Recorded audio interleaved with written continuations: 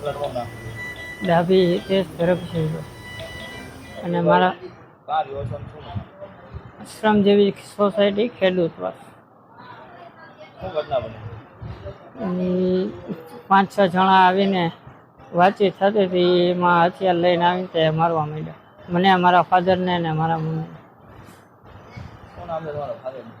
Dabhi Dharamsinhbhai Bhimjibhai.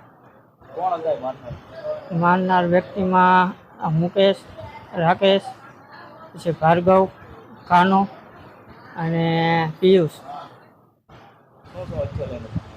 Pipe, છરી હથિયાર લઈને.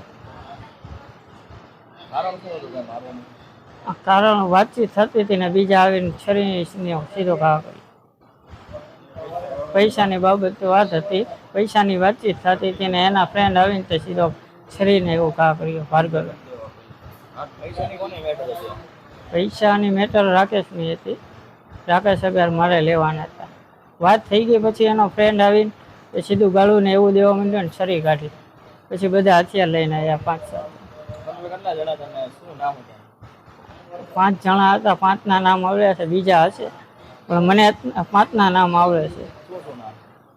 મુકેશ, રાકેશ, પિયુષ, ભાર્ગવ અને કાનો.